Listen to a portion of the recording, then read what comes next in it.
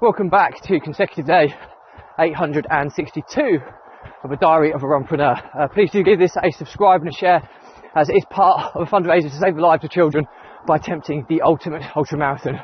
All the information is in the link in the comments below. Thank you for your support as always, and let's get started.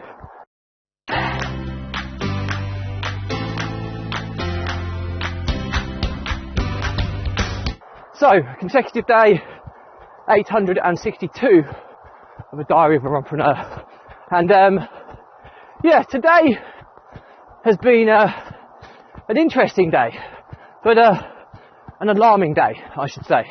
And I say this because I've met with two friends, and I won't mention their names, and they're very different situations, but it's just really starting to materialise the state that the cost of living crisis, the fact that the interest rates are going so high, just the impact it's having on people's lives, and also the alarming lack of financial knowledge and of what people have.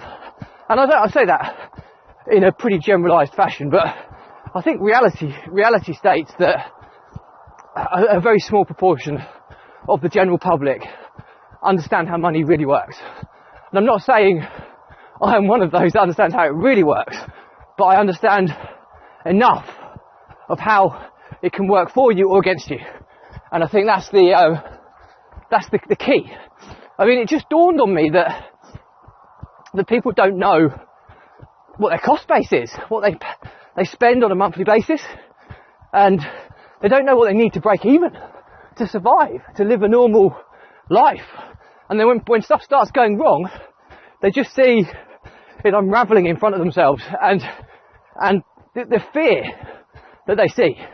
And I'm not saying that understanding finance now is going to solve their problems, but it will certainly give them the clarity to make decisions, make informed decisions, which will get them out of the problematic situations. And I say this, and I have to be very consciously aware that I too was in this situation not too long ago.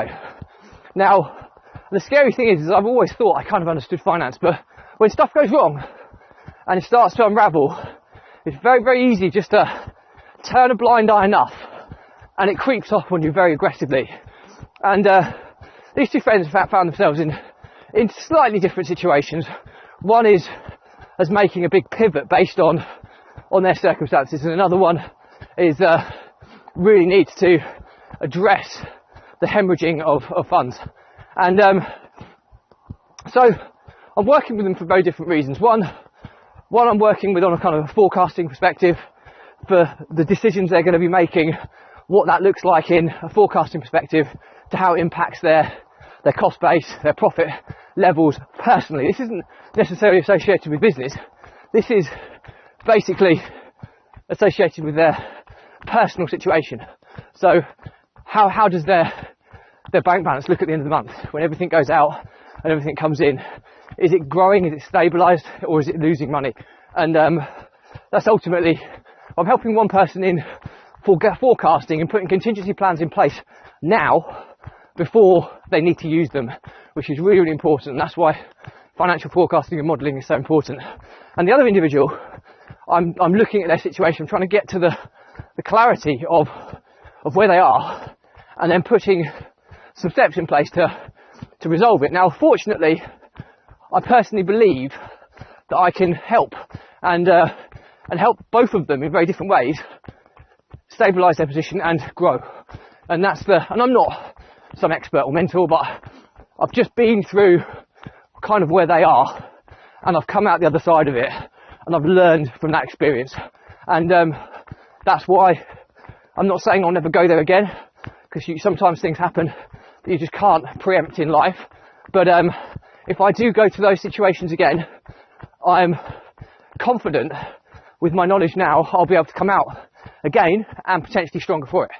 Because it's easy to say this when you're not there, but it's so true. You do learn more from your failures and from your negative experiences. You'll learn more from than you will do from your positive or successes in life. And I think that's really, really important. So basically the two scenarios are, one, we put contingency plans to create multiple streams of potential income for one individual so that they're safeguarded, because their industry they work within is quite seasonal. And the other individual, I'm just trying to get a clear understanding of the cash flow, how it flows every month, where it's going, what day of the month it goes on, and then I will try and put some plans in place for how we can eradicate some of the really expensive debt and try and start paying that down, but also to pay themselves first, because they do generate quite a significant amount of revenue, but they're not paying themselves. They're consciously paying everybody else with the exception of themselves, and that's something that I've been guilty of in the past too, but I think that I can help to protect this individual moving forward. So I'm not going to ever mention names because it's so confidential, but I will try and draw upon the learning outcomes from this journey with them, because they're two very close friends, and I want to help ultimately. So anyway, that's it for me today.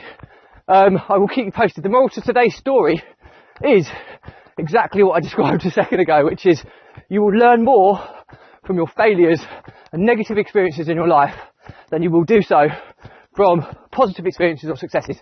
And I think remind yourself of that. So when you do fall on hard times or you have a negative experience, you can pick yourself up and see the positive from it and the learning experience from it.